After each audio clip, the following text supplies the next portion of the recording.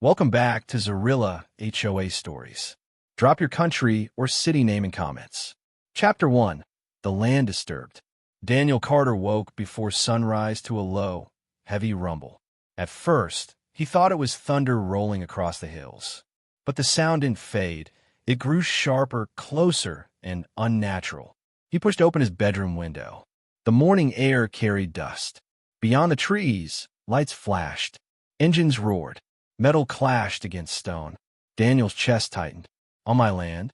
He pulled on his boots and jacket, barely lacing them, and jogged down the dirt path that cut through the grass. The further he went, the louder the noise became. Then he saw it. A bulldozer, bright yellow, massive, tearing through the edge of his grandfather's old pasture. Surveyors in neon vests stuck flags into the soil. A line of dump trucks waited like predators, their engines snarling. Daniel froze. His land, untouched for decades, was being ripped apart. He ran toward the nearest worker, waving his arms. "Hey, stop that machine." The man looked at him briefly, then shouted over the noise. "Talk to the HOA." "The what?" Daniel yelled back. "HOA office." "They're in charge," the worker barked, then turned away, signaling the bulldozer to keep moving. The machine's blade crushed through an old wooden fence post Daniel's grandfather had built by hand. "No, no, no," Daniel whispered, his hands trembling. He stormed toward a cluster of men, reviewing blueprints on the hood of a truck. "This is private property," Daniel shouted. "You can't just build here." One of them, a foreman with a clipboard, gave him a long, annoyed look. "Not our problem, sir."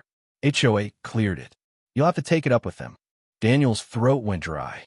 He clenched his fists. "I own this land. My name is on the deed." The foreman smirked, clearly not caring. "Then you better straighten it out fast, 'cause by next week we'll have foundations down." Dust stung Daniel's eyes as the wind shifted. He stared at the churned-up earth. For decades, his family had protected this property. Now, in a single morning, strangers were tearing it apart, like it had never been his. He stumbled back toward his truck, shaking, his ears ringing from the bulldozer's growl. Every instinct told him this was no mistake. Someone had authorized this. Someone powerful enough to act like he didn't exist. At home, Daniel went straight to his safe. His hands fumbled with the lock. When the door opened, he pulled out a thin folder wrapped in plastic. Inside, the original deed. His grandfather's signature. His father's. Then his own. The land had never left the Carter family. He pressed his fingers against the paper, his heartbeat pounding. They couldn't just erase him. By noon, the rumble of engines echoed louder than before. Trucks came and went. Whole trees fell like matchsticks. The land was disappearing in front of him. Daniel grabbed his phone and dialed the number of the county office. He demanded an explanation. The clerk placed him on hold, then returned with a flat, practiced answer. "Sir, that property was approved for housing development by the Homeowners Association last year. All permits are valid." "That's impossible," Daniel snapped. "The deed is in my name." "I'm sorry," the clerk said, her voice empty. "If you have concerns, you'll need to speak to the HOA president." Daniel gripped the phone so hard his knuckles turned white. "And who's that?" A pause. Then, Linda Prescott. The name meant nothing to him, yet the way the clerk spoke it, sharp, cautious, made Daniel's stomach knot. He looked back out his window. Dust clouds rose higher. The bulldozers kept moving, eating deeper into his land. He whispered to himself, almost like a vow. "They think they can take this from me. We'll see." Chapter 2. The Iron Lady. Daniel Carter didn't waste time. By mid-morning, he was standing in front of the HOA's office, a glass-front building that looked far too polished for a neighborhood organization. Gold letters on the door read, "Prescott Estates, HOA." He tightened his grip on the folder under his arm. Inside it, the deed. Proof. His family's lifeline. The receptionist barely glanced at him when he entered. "I need to see the president," Daniel said, his voice clipped. The woman gave him a rehearsed smile. "Do you have an appointment?" "I don't need one. This is urgent." "Name?" "Daniel Carter." "She'll know why I'm here." The receptionist tapped a few keys, then lifted her phone. "Yes, Miss Prescott. A Mr. Carter is here to see you." "Yes, about the development." She listened, nodded, then hung up. "She'll see you. Down the hall, last door on the left." Daniel walked with steady steps, though his heart was hammering. He stopped at the door. A gold plaque read, Linda Prescott, President. He knocked once and entered. Linda Prescott stood by the window, looking out over the neighborhood. She was tall, mid-50s, dressed in a crisp gray suit. Her posture radiated control. When she turned, her smile was smooth but sharp like glass. "Mr. Carter," she said warmly, "I've been expecting you." Daniel narrowed his eyes. "Expecting me? You're building on my land." Her smile didn't waver. She motioned to a chair. "Please sit. Let's discuss this calmly." "I'll stand." He set the folder on her desk. "That's my deed. This land has been in my family for 3 generations. What gives you the right to bulldoze it?"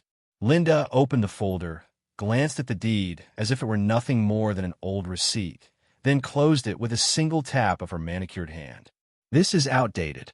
Our records show the land was cleared for development. The city signed off. Homes are already being sold."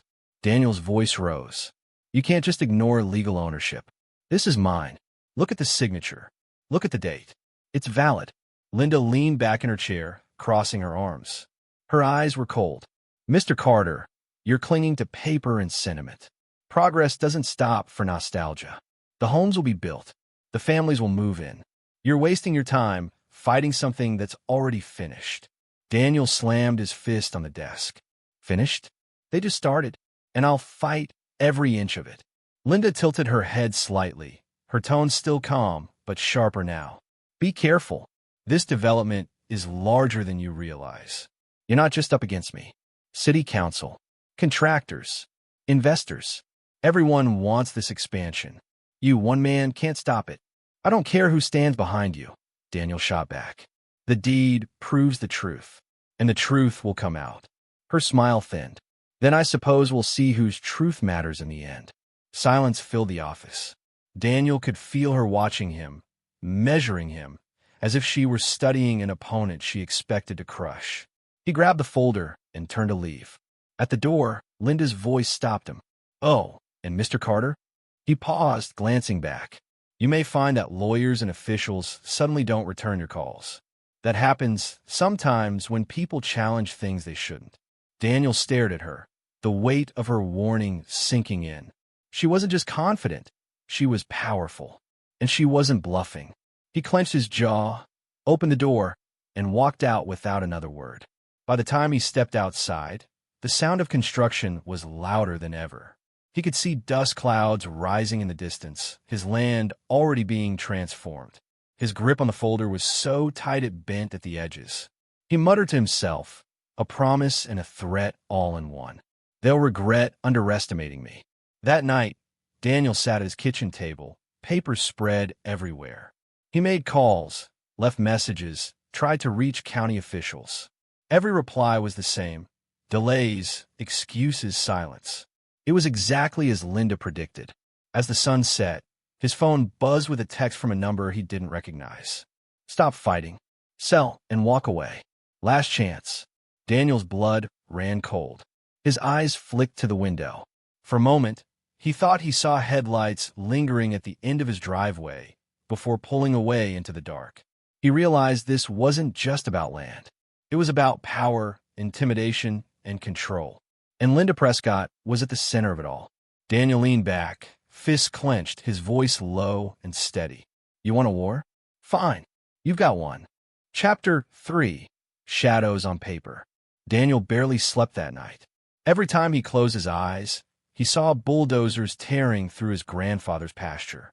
The sound of cracking wood, the cold smile of Linda Prescott, the text warning him to stop, all of it replayed in his head. By morning, his exhaustion had turned to fury. He knew one thing. He had to prove the truth on paper. He drove to the county records office, clutching his deed. The building was quiet, sterile, walls lined with dusty filing cabinets and glowing computer monitors. Daniel approached the clerk at the desk. "I need full property records," he said. "For parcel 112A. It's my land." The clerk typed into the system. Her brow furrowed. 112A? Let me check. That parcel was transferred into Prescott Estates, HOA Holdings last year. Daniel's voice rose. "That's impossible. I never sold it." She turned the screen so he could see. Sure enough, the record showed a transfer. A date. A signature. His name. Daniel's heart dropped. That's a forgery. The clerk shrugged helplessly. It's what's in the system. If you want to challenge it, you'll need to file through legal channels. Daniel leaned closer, his voice hard. Look at me. I never signed that paper. Someone forged my name. The clerk shifted uncomfortably, glancing toward the back office. Sir, I can't say more. I could get in trouble. Daniel took out his folder, spreading the original deed on the counter. This is the real record. Decades of ownership. Where's the proof of sale? Where's the contract? The clerk lowered her voice. You didn't hear from me, but some files disappear. Sometimes new ones appear. Once the HOA is involved, things get complicated. Daniel's chest tightened. He gathered his papers and stormed out. Back at home, he called every attorney he could find. One after another, they declined. Sorry, conflict of interest. Sorry, can't take this case. Sorry, we don't handle HOA disputes. One lawyer was blunt. Mr. Carter, if Linda Prescott is on the other side, you're wasting your time. She has ties everywhere. Judges, council members, developers. You'll bleed money before you even get a hearing. Daniel slammed the phone down. His pulse hammered in his ears. Every path seemed blocked before he could even take a step. That evening, he spread his documents across the kitchen table. His deed, tax records, old photographs of the land with his family standing proudly in front of the fences that no longer existed. The papers told a clear story, one of ownership, inheritance, and continuity. But in the county system, that story had been erased. He muttered to himself. They rewrote history. His phone buzzed. Another message, same unknown number. You're making this harder than it needs to be. Sell. Take the money. Walk away. Daniel's jaw clenched. He typed back with shaking fingers. Not for sale. No reply came. But outside, he thought he saw headlights pause near his gate again before vanishing into the night. The next day, Daniel drove back to the construction site. He wanted answers face to face. Houses were already beginning to take shape, wooden frames reaching into the air like skeletons. Workers moved with efficiency, hammering, shouting, ignoring him. Daniel spotted the foreman from before. Where's your paperwork? Daniel demanded. The man laughed. Paperwork? We got permits, contracts, and city approval. You've got nothing but a dusty old deed. Daniel stepped closer, voice shaking with anger. That dusty old deed is the law, and when this hits court, you'll all regret setting foot here. The foreman's smirk faded for the first time. Careful, Carter. You don't know who you're dealing with. Daniel turned away, his chest heaving, but his eyes locked on the half-built homes. Every nail, every brick was an insult, a theft in plain sight. That night, he pulled the forged transfer record from the county website and printed it. He placed it next to his original deed. Two realities side by side, the truth and the lie someone had slipped into the system. His hand hovered over the phone. He thought of calling the sheriff, the press, anyone who might listen. But then he remembered Linda's smile, her warning, and the sudden silence of every lawyer he contacted. It was bigger than the land. It was about power, about corruption. He whispered to himself, steady, determined. If they want war, they'll get it. But I'll fight my way. Outside, the engines roared late into the night, floodlights blazing as workers pushed construction faster. Daniel stood at his window, staring out at the glow on the horizon. And then he saw it. A black SUV parked just beyond his fence, engine idling, headlights off. Watching, waiting. Daniel's blood ran cold. He stepped back from the window, heart pounding, gripping the deed in his hand like a weapon.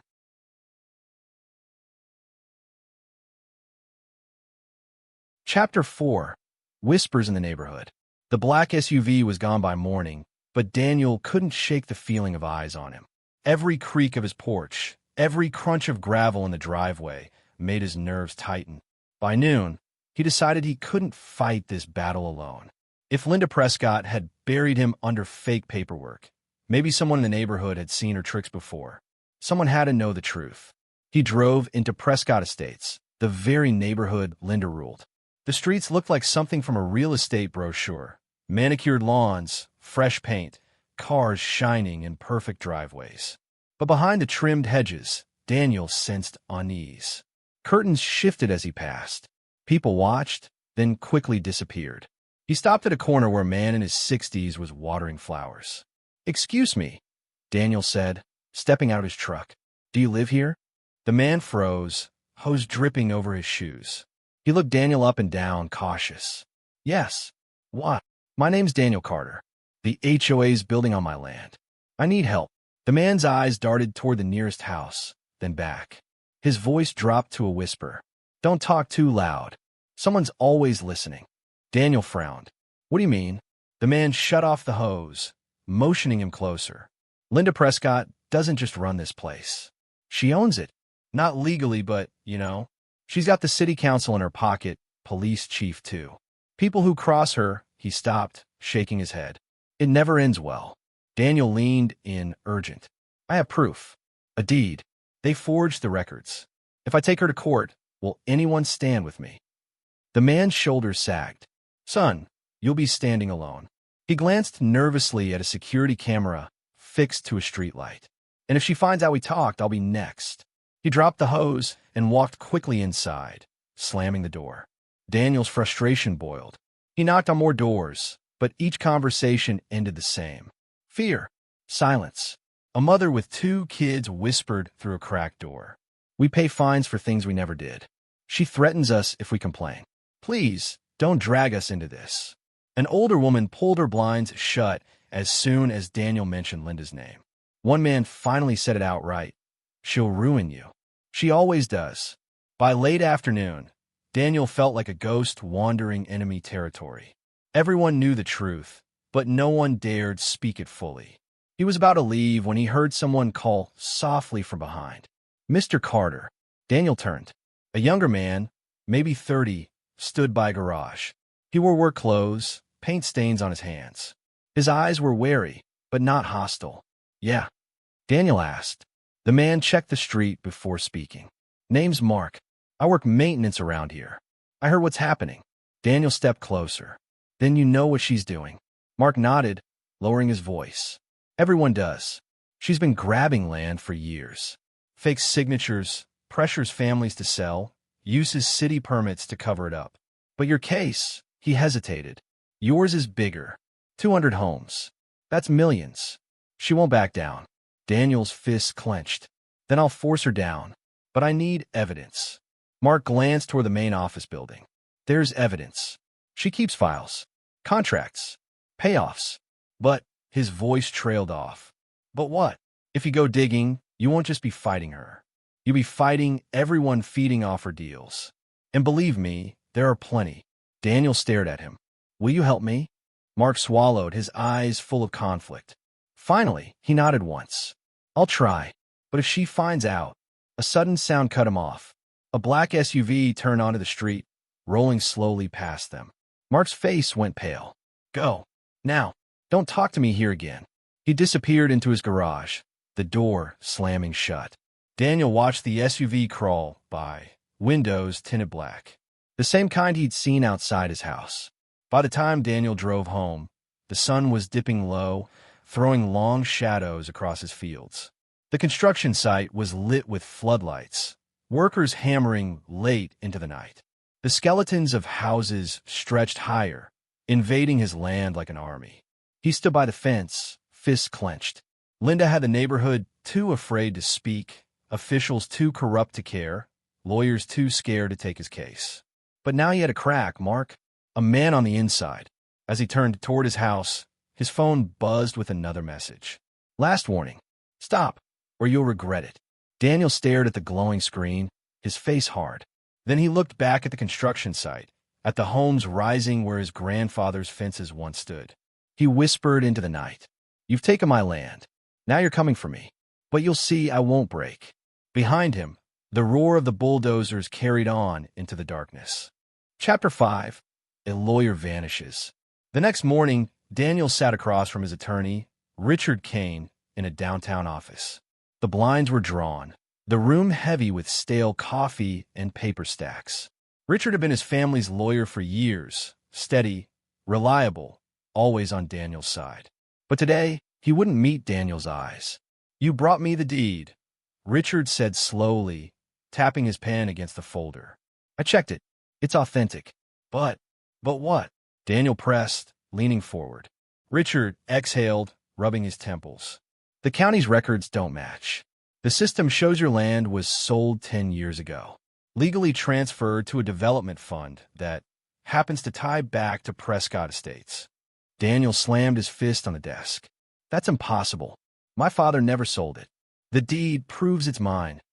Richard finally looked at him, worry etched deep in his face. "Paper and truth don't always win, Daniel, especially against people with power." Daniel's chest burned with anger. "So what are you saying? That Linda Prescott can just steal land and get away with it?" "I'm saying," Richard paused, his voice lower now, almost a whisper, "she has reach. Judges, councilmen, even clerks. If you fight her, you'll need more than just me." Daniel sat back, his jaw tight. "Then I'll find someone else. Someone who won't back down." For the first time, Richard's expression hardened. Don't look for another lawyer." "Why not?" Daniel demanded. Richard leaned closer. "Because anyone you find will get a call. They'll walk away. Or worse." "You're not hearing me, Daniel. You're up against a wall you can't climb." Daniel's voice shook with fury. "So you're quitting?" Richard didn't answer. He just closed the folder, slid it across the desk, and whispered, "I'm sorry." That night, Daniel sat at his kitchen table, the deed spread out before him. His grandfather's signature, the ink faded but firm, stared back at him. His blood boiled at the thought of Linda laughing in her office, counting money while her bulldozers chewed through his soil. He dialed Richard's number, desperate for answers. No response. He tried again, straight to voicemail. By midnight, he drove back to Richard's office. Lights off, locked tight, a note taped to the door. Closed indefinitely. "Do not contact." Daniel ripped the paper down, crushing it in his fist. Something was wrong. Richard wasn't the type to vanish. Not without reason. The next day, Daniel's suspicions deepened. At the diner where Richard usually had breakfast, the waitress shrugged. "Haven't seen him since yesterday. Strange, he never misses his coffee." Daniel pushed harder. He checked Richard's house. Empty. Curtains drawn. A neighbor said he'd seen 2 men loading boxes into Richard's car late at night. 2 men. Not Richard. Daniel's stomach turned. He drove home, anger swirling with dread. Every ally he thought he had was being peeled away, one by one. And Linda Prescott was behind it. That evening, as the sun bled orange over the half-built houses, Daniel stood on the edge of the construction site. Workers moved quickly, shouting orders, hammering wood. They didn't even look at him anymore. To them, he was invisible. But then, from across the site, Linda appeared. Perfect hair, crisp suit, high heels sinking slightly in the dirt. She walked straight toward him, her smile sharp as glass. "Mr. Carter," she greeted. "Enjoying the show?" Daniel glared. "Where's Richard?" Linda tilted her head, pretending to think. "Your lawyer? I heard he retired." Her voice dripped with false sweetness. Daniel's chest tightened. "What did you do to him?" Linda laughed softly, low enough only he could hear. "I don't do anything, Mr. Carter. People make choices. They choose safety. They choose security. You, on the other hand," her eyes gleamed, "you keep choosing war. And wars have casualties." Daniel stepped closer, his voice like fire. "This isn't over." Linda leaned in, whispering against his ear. "Oh, Daniel, it's already over. You just don't know it yet." Then she turned, heels clicking against the dirt as she walked back toward her SUV. That night, Daniel couldn't sleep. He paced the floor, fists clenched, rage boiling. They had taken his land, silenced his neighbors, and now forced his lawyer to vanish. But as he stared out his window at the lights of the growing neighborhood, his anger sharpened into something colder. If Linda thought he was beaten, she was wrong.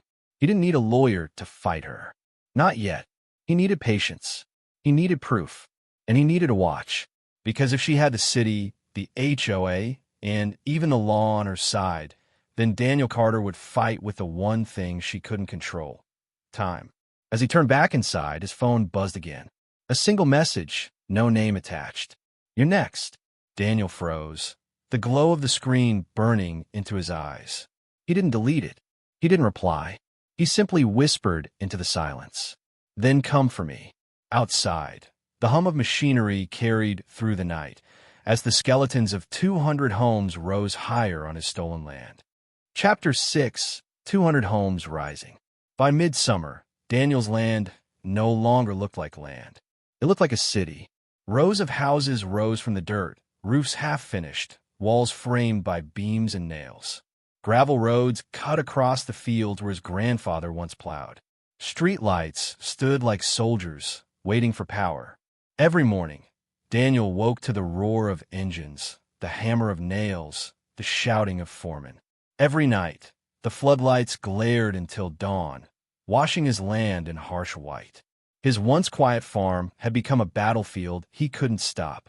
One evening, he stood by the fence line as workers installed playground equipment.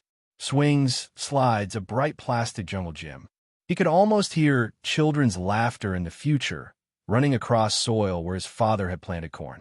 Mark, the maintenance worker who had once whispered warnings, appeared at his side. He kept his voice low. They're moving fast. Too fast. Permits like this usually take years. Daniel nodded. His face was stone. She's rushing before I can stop her. Mark swallowed, uneasy. They're building 200 homes. Families are already lined up. Deposits paid. If this goes through, he trailed off. Daniel finished for him. I'll lose everything. Later that night, Daniel sat in his kitchen, staring at the deed again. The old paper trembled in his hands. He thought of his grandfather's words when he was a boy. Land is more than dirt, Daniel. It's memory. It's blood. But Linda Prescott was treating it like a chessboard, and she was winning. The sound of a truck outside snapped him back. He stepped onto his porch and froze. A delivery truck pulled up to the site. Pallets of stone, lumber, appliances rolled out. Behind it, another, then another. A convoy feeding the monster growing on his land. The site was alive, buzzing like a machine that never stopped. Daniel shouted across the field, "This is my land. You'll pay for this." A foreman waved dismissively. "Call your lawyer, old man." Laughter broke out among the workers. Daniel's chest burned. He clenched the deed tighter, the paper crumpling in his grip. 2 days later, he received an official envelope in his mailbox. The HOA seal stamped in bold red. He tore it open. Notice: remove your personal property from HOA land immediately. Failure to comply will result in fines and forced removal. Daniel laughed bitterly, the sound sharp in his empty kitchen. They were calling him the intruder. That night, he sat at his table, staring at the notice and the deed side by side. 2 papers, 2 truths, one lie powerful enough to bury him alive. But something inside him shifted. He no longer felt fear, only cold resolve. The next morning, as the sun rose, Daniel walked the fence line again. Houses now had windows. Driveways were paved. Some homes even had doors hung and numbers nailed in place. The skeletons had become bodies. His land was being dressed in someone else's dream. Mark caught up with him again. His face was pale. They're moving families in by the end of the month. Daniel's jaw tightened. Let them. I'll be ready. Mark stared at him. Ready how? Daniel's eyes were fixed on the rows of homes, his voice steady as stone. Linda thinks she's won. She thinks everyone's too scared. But she forgot something. Mark frowned. What? Daniel finally looked at him, a faint, grim smile breaking his face. I still have a deed, and when the time comes, I'll drop it in front of a judge. Then we'll see who owns what. Mark looked around nervously. You're playing with fire, Daniel. If she finds out, she already knows, Daniel cut in. That's why she's rushing. But let her build every last house. Let her sell every last lot. He clenched his fist around the paper. The higher she builds, the harder she'll fall. That night, Daniel sat by the window, watching floodlights blaze over the skeletons of 200 homes. His land was unrecognizable, but his eyes didn't waver. He whispered into the dark. Finish it, Linda. Every nail, every brick. Build your empire. Because when I pull this deed, it all comes crashing down. His phone buzzed again. This time, no words, just a photo. His house, his porch, his front door. Taken that very night. Daniel froze, the phone trembling in his hand. Someone had been standing outside while he sat inside. watching. His breath quickened, but he didn't look away from the window. He raised the deed higher, clutching it like a weapon. "Come closer," he whispered. Chapter 7. The Insulting Letter. The morning after the photo arrived, Daniel hardly slept. He sat on the porch with his shotgun resting across his knees, the deed folded tight in his pocket. The night had been too quiet. Whoever had taken that picture was out there, watching, waiting. By sunrise, the workers' trucks rumbled back onto his land. Engines roared, hammers cracked, and saws screamed as though nothing had happened. To them, the land was theirs now. Daniel lit a cigarette, his hands steady despite the storm in his chest. The mail truck pulled into his driveway, brakes squeaking. The mailman barely looked at him as he shoved a thick envelope into the box and drove off without a word. Daniel stood, opened the box, and tore the seal. His heart pounded as his eyes scanned the letter. Notice of violation. Effective immediately, you are hereby ordered to remove all personal property, including your residence, from HOA-owned land. Failure to comply will result in daily fines of $500 and forcible removal of structures. Below it was Linda Prescott's signature, bold and smug, her name curling like a snake across the page. Daniel laughed, but it wasn't humor. It was rage, bitter and raw. He marched inside, slapped the letter down on the kitchen table beside the deed, and stared at the two papers side by side. One was truth, the other, a lie dressed in authority. He whispered through clenched teeth, "You think you can erase me? You think you can write me off with your fake rules? Not this time." Later that afternoon, Daniel drove straight into Prescott Estates. His truck rattled past manicured lawns and the smell of fresh paint. Neighbors peeked from behind curtains again. Some whispered to each other as he parked right in front of the HOA office building. The office looked pristine. White brick, glass doors, a polished sign. Prescott Estates Homeowners Association. It gleamed like a temple to Linda's power. Daniel shoved open the doors and stormed inside.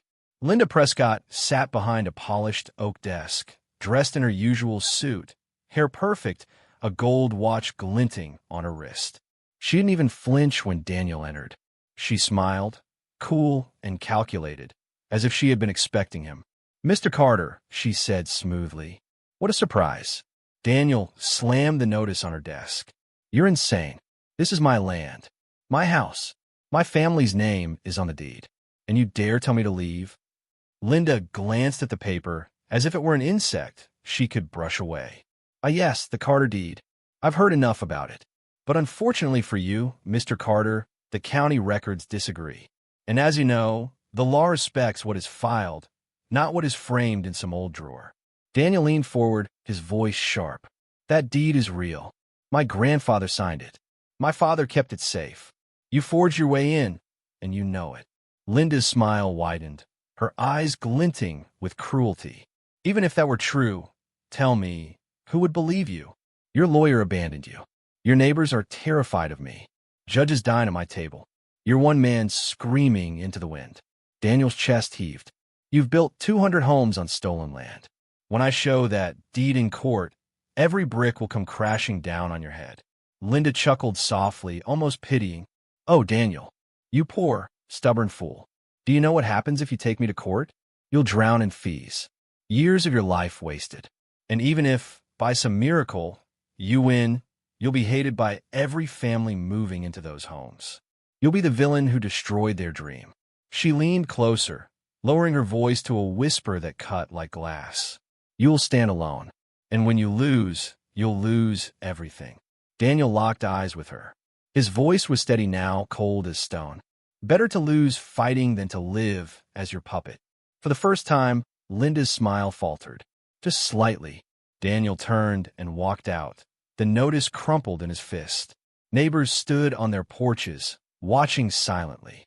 He stopped in the middle of the street, lifted the letter high in the air, and shouted, "This is a lie. She thinks she owns me.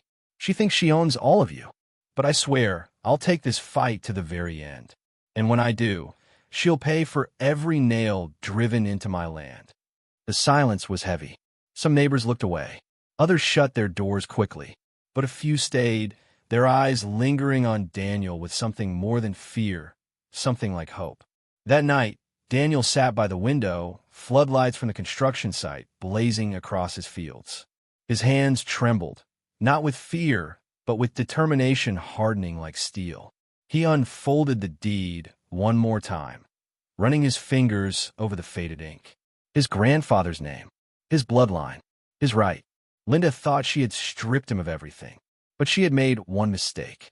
She had given him a stage. If she wanted to play this war in court, he would meet her there. And when the judge saw the truth, the walls of her empire would crack. His phone buzzed on the table.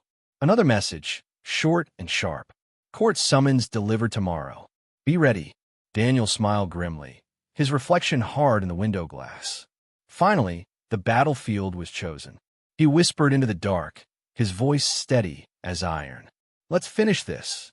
Outside, 200 homes rose higher on his stolen land, standing like silent witnesses to the war about to begin. Chapter 8. The Court Summons. The summons arrived just as promised. A plain envelope, no return address, dropped on Daniel's porch at dawn. He tore it open with calloused fingers and read the bold black type. You are hereby ordered to appear in county court. Case number 1436. Prescott Estates HOA versus Daniel Carter. His name, her name, a collision carved into paper. Daniel sat at his kitchen table, the deed beside him. He traced the faded ink, his grandfather's signature bold against the yellowed paper. The voices of his family seemed to echo in his mind. Don't let them take it. Don't let them bury us. He closed the envelope with steady hands. It was time. The courthouse loomed heavy and cold on the morning of the trial. Gray stone, tall windows, an American flag whipping in the wind. Daniel stepped out of his truck, clutching the worn leather folder that held the deed. His boots hit the pavement like drum beats, each step echoing his resolve. Inside, the air smelled of polish and dust. Courtrooms were made to feel intimidating, and today it worked. Daniel's chest tightened as he passed the rows of benches. Linda Prescott was already there. She sat at the plaintiff's table, perfectly composed in a navy suit, pearls around her neck. Several board members flanked her like guards. Their smirks told Daniel everything. They were certain they had already won. Linda caught his eye and smiled. A cold, venomous smile. Mr. Carter, she purred softly as he passed. Welcome to your execution. Daniel ignored her and sat at the defense table. Alone, his chair felt heavier without Richard, his vanished lawyer. But he laid the deed on the table like a sword.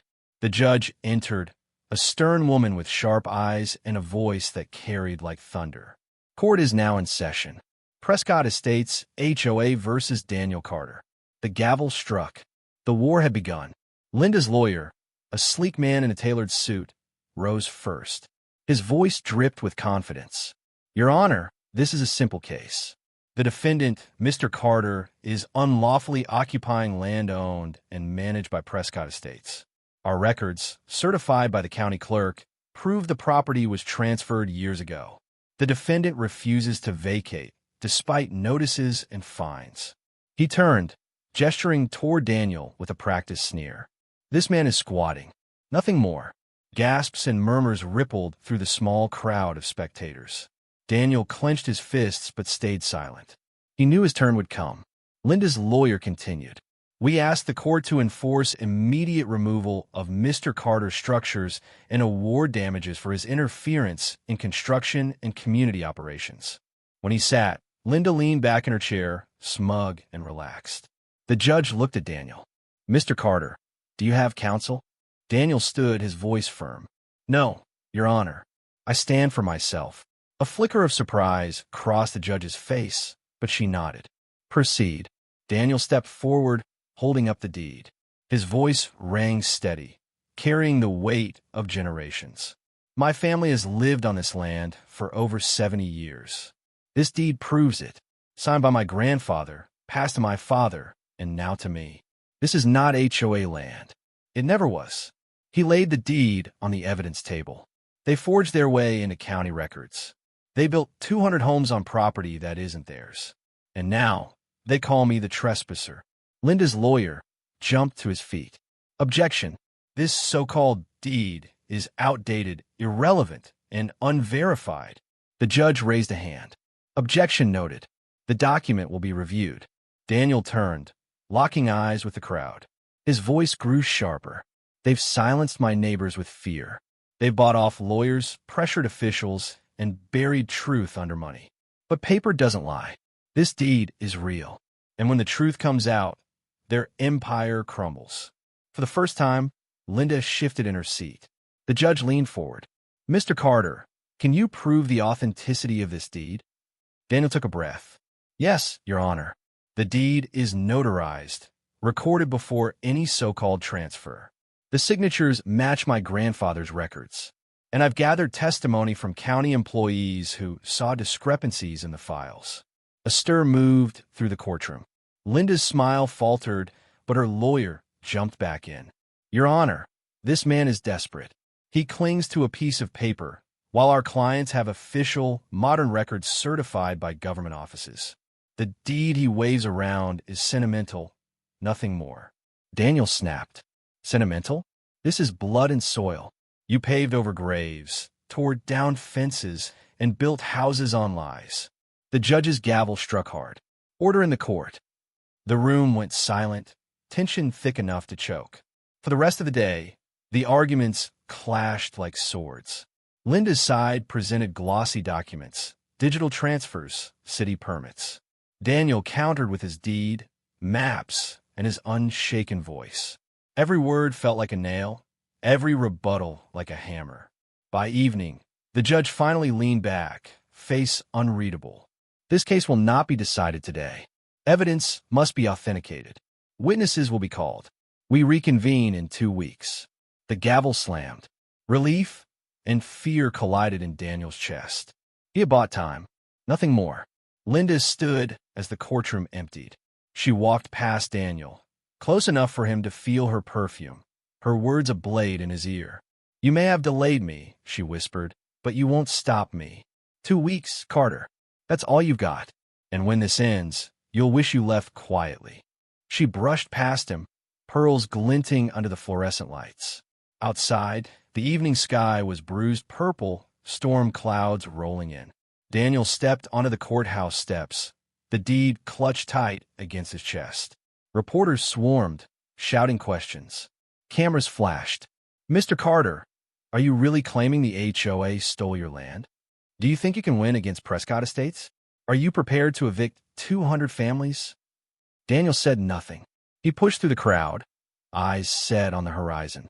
He had 2 weeks to gather proof. 2 weeks to expose Linda Prescott's empire. But as he climbed into his truck, his phone buzzed with a new message. This time, it wasn't a threat. It was a photo. A stack of boxes. Richard Kane's office. His lawyer's office. The caption, "Still think you're alone?" Daniel's eyes widened.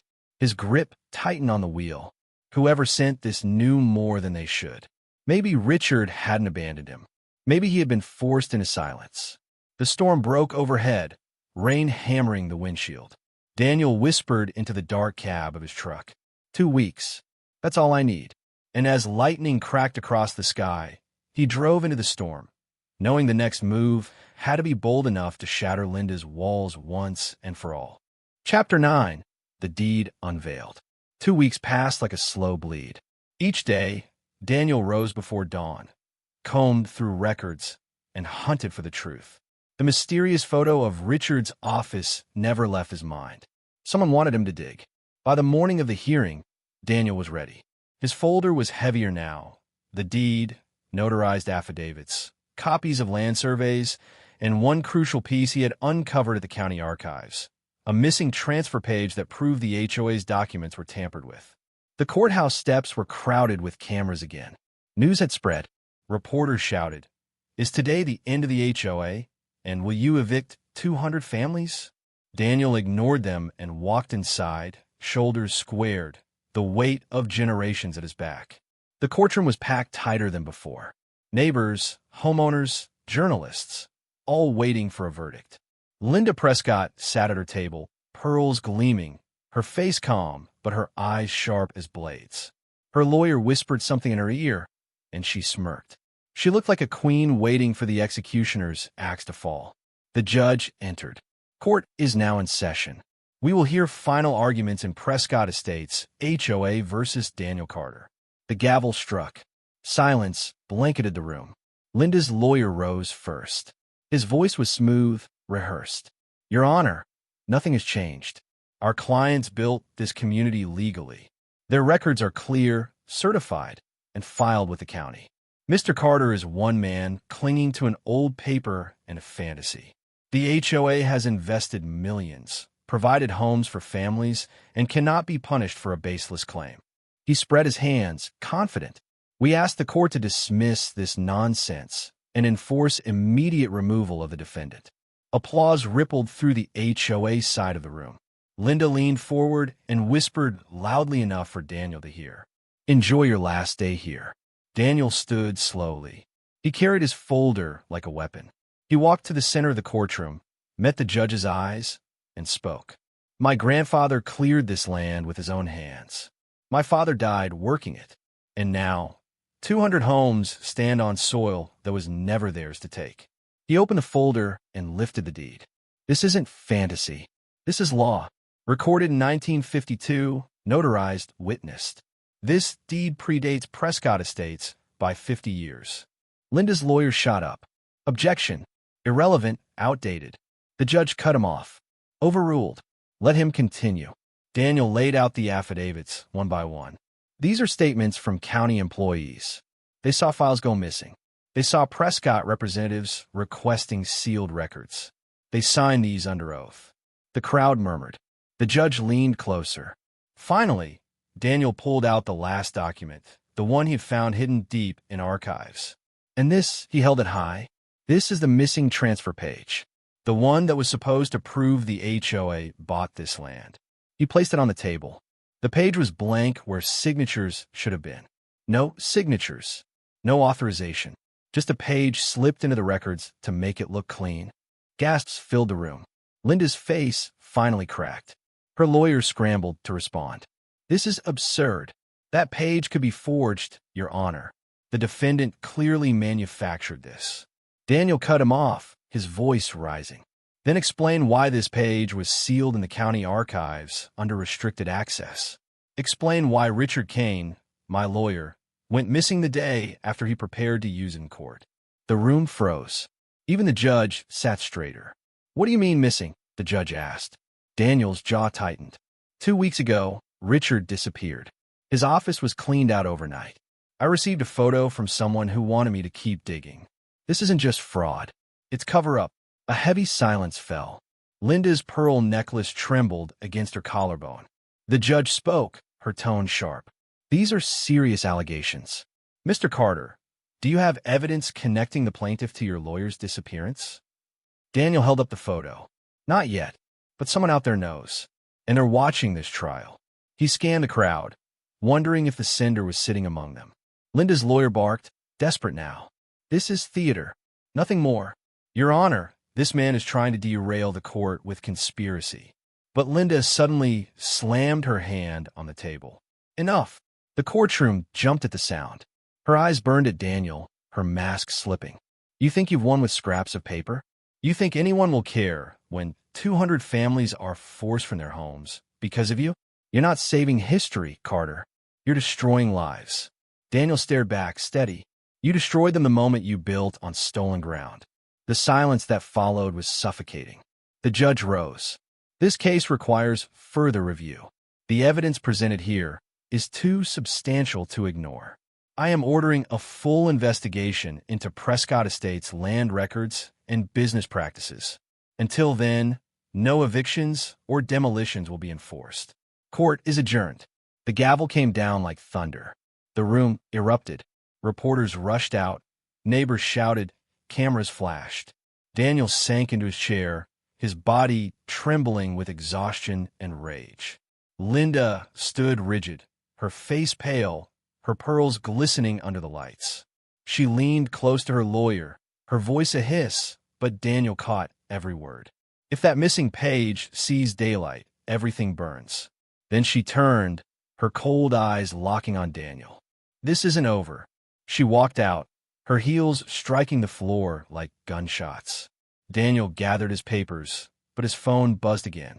Another unknown number. Another message. He opened it. A short text. She's right. This isn't over. Meet me tonight. The truth is bigger than you think. Attached was a photo. Richard Kane, alive, bound to a chair in a dark room. His eyes wide, terrified. Daniel's stomach dropped. The war wasn't just in court anymore. It was spilling into the shadows. Chapter 10. The Final Blow.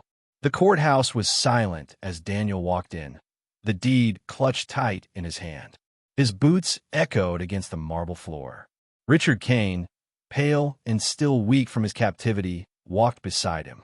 The crowd stirred. Whispers rippled as people realized the lawyer was alive.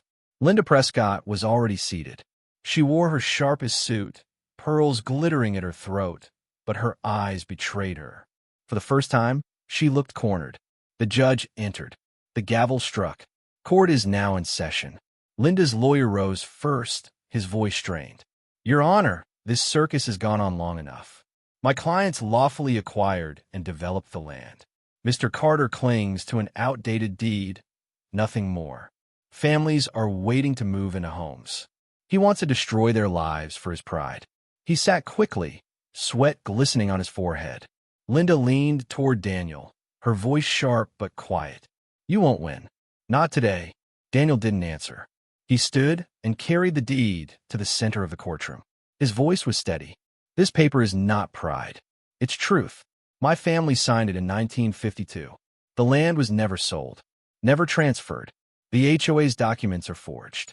He placed the old deed on the judge's desk, the ink still bold despite its age. Richard stepped forward.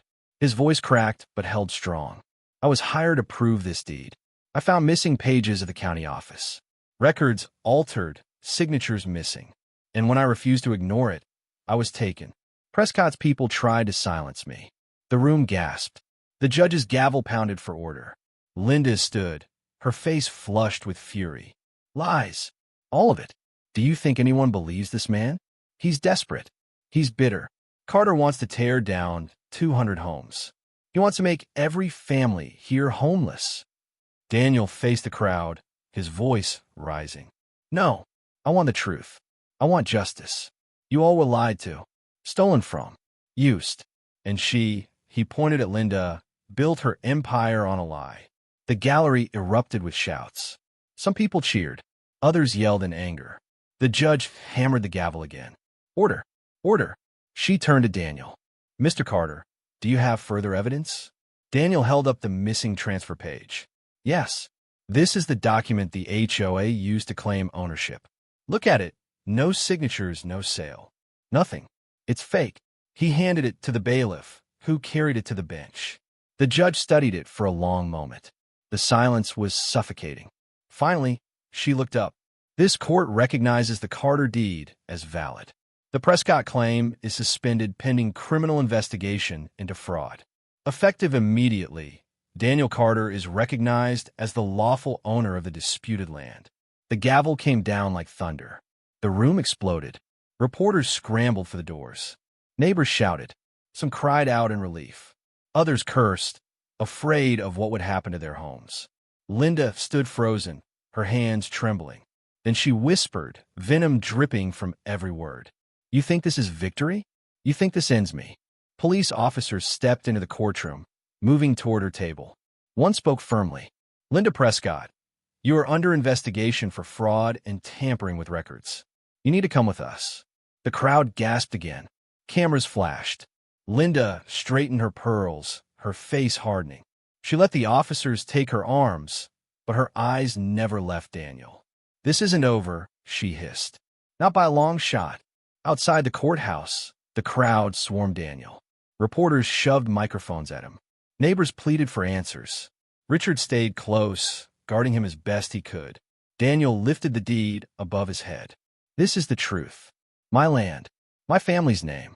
Justice will stand. The crowd roared, but Daniel's chest stayed heavy. He had won, but what cost? 200 homes sat on his soil. 200 families would now look to him, not Linda. Some would see him as a hero, others as their enemy. His phone buzzed in his pocket. Another message from the same unknown number. He opened it. You cut off the head, but the body still lives. Meet me tonight if you want to know the rest. Attached was a photo. A dark room. Boxes of sealed files marked Prescott Estates. Confidential. Daniel's hand tightened around the phone. His fight with Linda was over, but the shadow behind her was still out there. And they were waiting for him. If you love watching my video, then make sure to subscribe and like my video.